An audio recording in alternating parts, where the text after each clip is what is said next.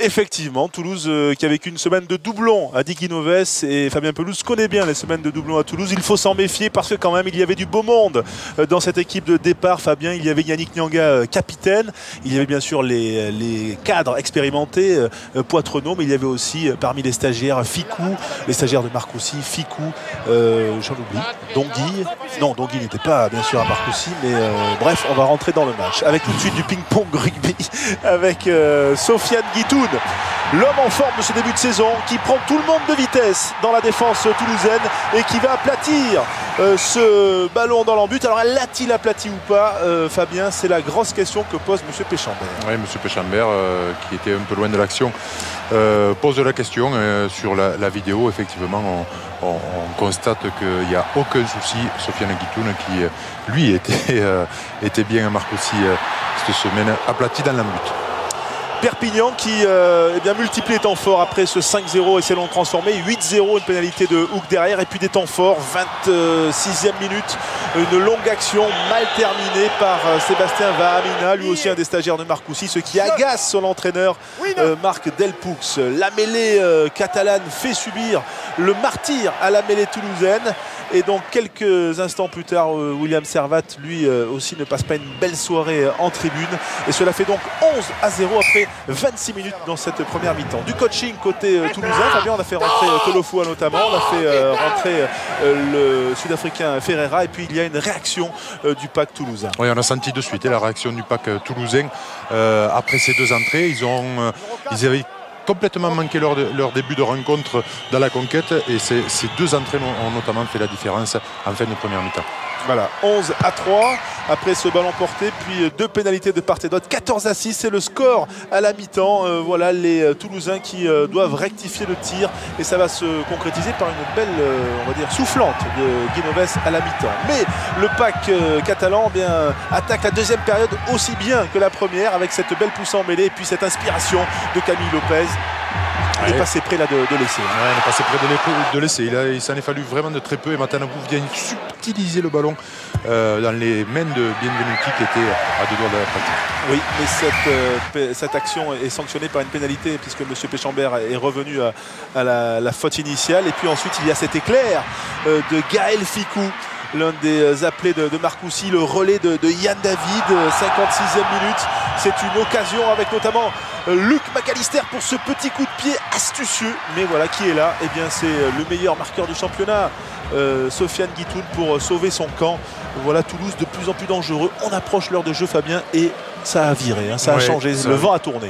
Complètement, le vent a tourné, les Toulousains ont remis la main sur le ballon et commencent à multiplier les temps de jeu. Il s'en est fallu vraiment de très peu sur cette action.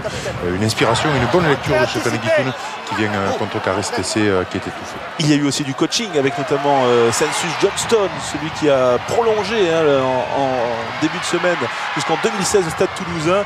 Il fait une entrée fracassante ici avec ce coup de franc joué rapidement. Il va relever ce ballon encore, et suivez bien Sébastien Bézi, il lève ses bras, le jeune de mid-mêlée toulousain, il appelle ses gros, il est autoritaire et il est malin. Hop, un petit trou de souris et un essai qui relance Toulouse donc à l'heure de jeu. Un essai dans un trou de souris pour certainement le plus léger sur le terrain, qui vient marquer un essai au milieu des gros.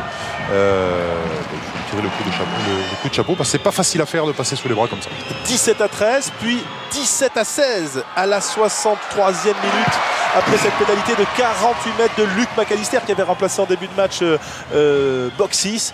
Mais Perpignan a du caractère. Perpignan battu sévèrement à Brive, qui avait pris 30 points, mais qui ne se désunit pas en fin de match, et en plus concrétise ses temps relativement forts. Oui, relativement. C'est une des rares incursions des Catalans dans le camp toulousain en seconde mi-temps, et ils sont hyper efficaces puisqu'ils marquent ces 3 points qui vont être extrêmement important à la fin. Oui, ça c'était la 74e minute, 20-16, 4 points d'écart, et les Toulousains qui poussent. Il y a Ficou, il y a McAllister, il y a encore Ficou, c'était Océaguirre tout à l'heure, et Ficou à la lutte avec deux Catalans, et notamment James Hook. Volontaire ou pas la sortie en ballon mort de James Hook? Ouais, je crois un petit peu à l'image de ce qu'a fait Matanevou en première mi-temps en sauvant dans les bras de Bienvenuti. Hook est un peu dans le même registre sur cette action-là. La sirène a retenti, regardez le score chrono, 4 points d'écart, c'est les dernières secondes. Bézi qui décale Tekori, il y avait du monde extérieur. C'était une balle de match, une balle de première victoire à l'extérieur. Et elle a échoué, on revoit ça au ralenti, Fabien. Ouais, on revoit le surnom, Tekori, qui négocie ce 3 contre 1.